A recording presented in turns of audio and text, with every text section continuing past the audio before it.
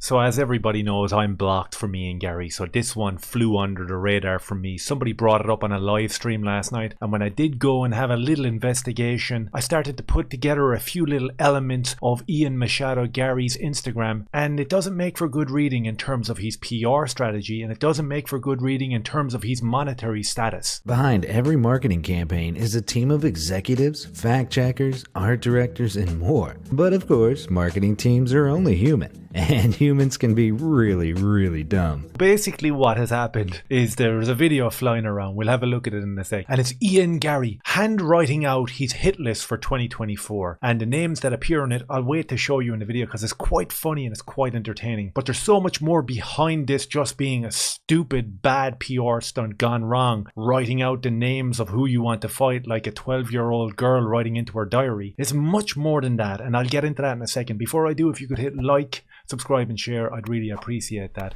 Helps grow the channel, I appreciate you. So yeah, we're going to jump over here and we're going to have a look at the video itself because it's cringe, it's embarrassing, the music choices disgraceful. Absolutely hate this type of music, and it comes back to the same old stomping ground of who the hell is advising you. We know who it is, right? We obviously know who it is. How are you taking this advice? If we look at Ian Garry pulling out of 296, that fiasco where the majority of the mainstream MMA media shills were saying that this guy's mindset was elite. He was gonna come out there and face the adversity of all the hate that was fired towards him, and he was just gonna starch Vicente Luque, and he would prove to everyone why he is a future champion.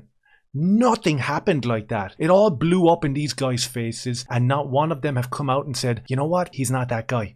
None of them have done that. And the question coming out of 296 was always going to be, is he going to go away and do a Paddy Pimblett? Is he going to put his head down, reevaluate, sack his wife, sack the manager, sack the husband, and go again and come back for his next bout, which was booked automatically after he pulled out of this one and faked sickness. So that got booked automatically. Vicente Luque is still waiting for a fight, but Ian Garry was granted that fight straight away. Special treatment, I guess, whatever. So we're all here theorizing and contemplating whether he's going to go away and really get the head down and come back a different guy and just get the job done, because we all know he's an elite fighter. We know that. So that's what we were thinking. It took 3 or 4 days and he didn't do any of that. That narrative of reevaluating and reshuffling didn't come to fruition one bit. He started posting these crazy fake pictures of him being sick, like a photo shoot of me being sick. Watch me wear the same socks and watch me crouch over on a couch. Watch me slump over on a bed. Watch me slump over, you know, in an airport. It's like, dude, what are you doing? This is insanity. But we know who's behind it, and we know that he doesn't really hold the power to say no.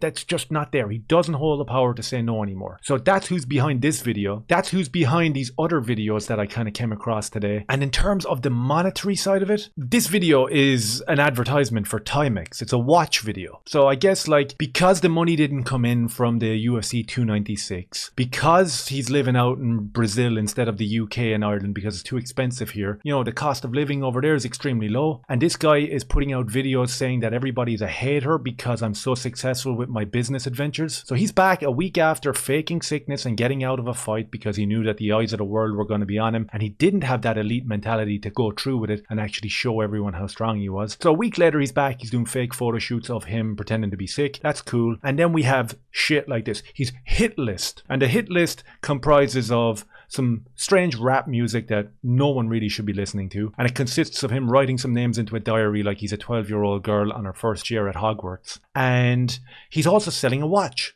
He's also doing a little bit of an advertisement. And you'll see if you're allowed into his Instagram that that's kind of what he's at now. Not under his own volition, of course. This is all because of his wife. Because there's a video there where he's selling a jumper or some hoodie or some shit like that. So he's like talking to screen going, look, you can buy this jumper. You can get it at the store. And he kind of looks at his wife and he's like, okay, are we done yet? Like, is that it? Am I done? Like, she's obviously behind pulling the strings in terms of orchestrating the income that's coming in. And he's not really interested in that. He wants to train and he wants to fight. But he's been forced to sell jumpers and he's been forced to sell watches, even though you can tell that he doesn't want to be selling a watch or playing pool or snooker and having a photo shoot happen just to get a little income from Timex. He's got to do it. He's got to do what he's told. So that's kind of where we're at with that. And when it comes to this one, it's like, how can you add more humiliation to the fact that I have to sell watches now to make a few pound because I bailed out of a fight because I just wasn't mentally strong, and it's all because of the marketing team and the wife? How do I make that worse? You make me write into a diary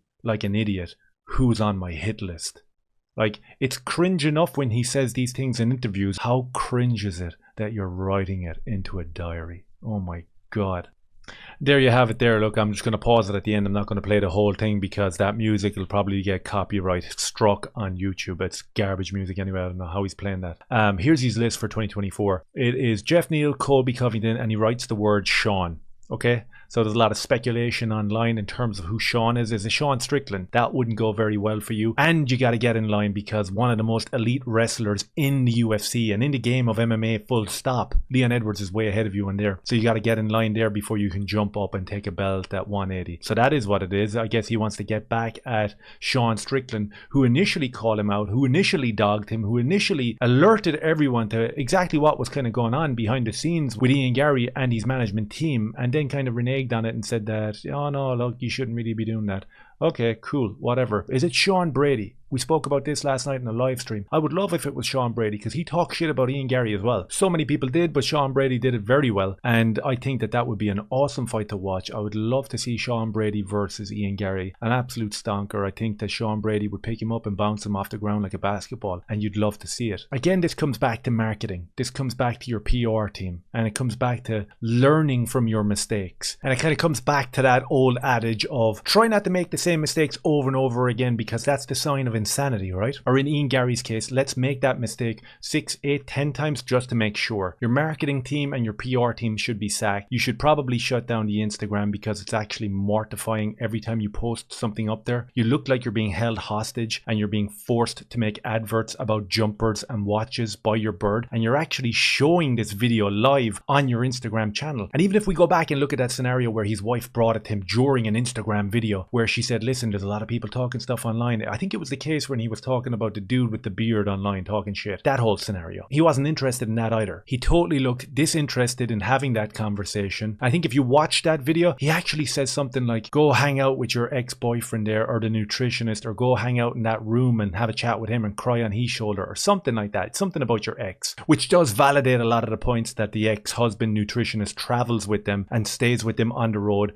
and that they're on the road kind of 90% of the year because they can't really afford to come back to the UK and Ireland, and obviously like living over in Brazil or traveling around from gym to gym like a nomad who wants to learn more and more. But really it's a case of I can't really afford to settle down just yet. That's why I'm selling watches and that's why I'm selling jumpers. So if you watch that video, he didn't look interested in that trash either. Doesn't look like he's interested in selling hoodies and jumpers. Doesn't look like he's interested in selling socks and Timex watches and all this type of stuff. It comes down to that kind of Stockholm syndrome situation. You do feel bad for the dude, but also you need to reach that realization that there's only so much advice you can give people that are being held hostage like this. It's up to them. The ball is always going to be in their court to make the move, you know what I mean? And unfortunately for Ian Machado Garry, it looks like he is severely trapped, lacking money, lacking the balls to say, no, I'm not doing this embarrassing shit.